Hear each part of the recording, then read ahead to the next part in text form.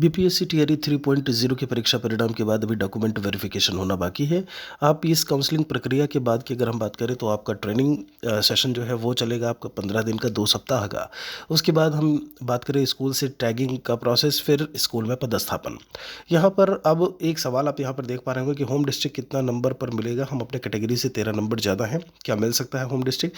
देखिए यहाँ पर ध्यान दीजिएगा, जब होम डिस्ट्रिक्ट की बात की जाए, चूँकि यहाँ पर जो अलॉटमेंट होता है, कुछ चीज़ें जान लेते हैं।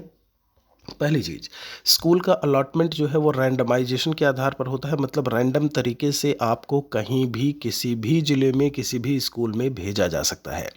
वह ये बिल्कुल नहीं देखेगा कि आप यूपी के निवासी हैं, आप यूपी में बिजनौर साइड से हैं, उत्तराखंड के किनारे, आप गाज़ियाबाद से हैं, आप राजस्थान से हैं, तो आपको वो सिवान दे दे, गोपालगंज दे दे, आपको आप बनारस से हैं तो आपको कैमूर दे दे, यानी कि बॉर्डर से सटे जिले दे दे। नहीं, ये रैंडमाइजेशन के आधार पर होता है।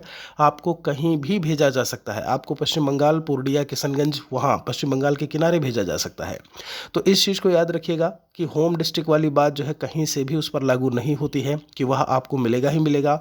अब हम दूसरे आधार की बात करें कि आखिर ये जो डिस्ट्रिक्ट अलॉटमेंट है वो होता कैसे है। गौर करिएगा, चूंकि बीपीएससी ने कभी इसके बारे में चर्चा नहीं की। आपकी मेरिट, आपकी रैंक जो होती है, जो आपके नंबर हैं उसके हिसाब से मेरिट रैंक वाली चीज़ें जो है वो डिस्प्ले होती हैं। आपने इसे देखा भी होगा, आगे भी बीपीएससी इसके बारे में जानकारी देता रहेगा। तो अब ये है कि क्या नंबर के आधार पर जो है जिले का आवंटन होता है, तो इसके बारे में बीपीएससी ने कभी ओपनली नहीं बताया है। तो इसीलिए ये बता पाना मुश्किल होगा कि आखिर किस आधार पर। ऑब्वियसली आधार वही हो सकता है कि आपके मार्क्स ठीक हैं, तो उस आधार पर आपको जो है सही जिला दे दिया जाए। अब सही जिले का मतलब क्या है, तीसरे पॉइंट पर आते हैं। ये जो अभी हमने कहा कि ऑनलाइन फिर से क्या चॉइस मांगी जा सकती है, गौर करिएगा इस बात पे कि आप जब फॉर्म भर रहे थे तो उसी समय उन्होंने 3 ऑप्शंस, 3 जिलों के ऑप्शंस मांगे थे।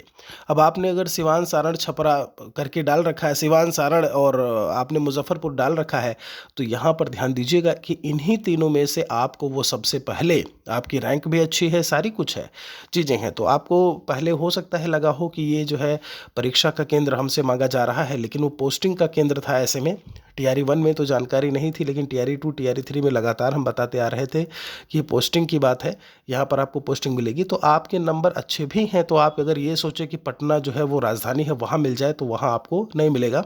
आपकी रैंक अच्छी है तो संभवतः आपको इन्हीं तीनों में से, जो आपने ऑलरेडी फिर से चॉइस नहीं मांगी जाएगी, ये बात ध्यान रखिएगा, और इन्हीं में से आपको दिया जा सकता है। बहुत ही ज़्यादा दशा, जब एक विपरीत परिस्थिति होती है कि ठीक है इन तीनों में नहीं मिला, आपके मार्क्स भी, मतलब मेरिट भी काफ़ी नीचे है, तब आपको चौथा जिला जो है वो कोई भी ऐसे में वो रैंडमाइजेशन के आधार पर आवंटित किया जा सकता है। तो जो डिस्ट्रिक्ट के देने का स्कूल की बात की जाए, आपको जिला मिलेगा। जिला मिलने के बाद आप वहाँ पर अपनी काउंसलिंग करवाएंगे। काउंसलिंग आप उसी ज़िले में करवाएंगे, फिर आप ट्रेनिंग करवाएंगे स्कूल में जाकर के, प्रशिक्षण वाली बात। और उसके बाद जब उस ज़िले में फिर से पत्र निकलेगा कि अब आपको उस ज़िले में कौन सा स्कूल मिला है। तो ये पूरी प्रक्रिया है। कोई और सवाल है तो कमेंट में हमारे लिए मेंशन करिएगा।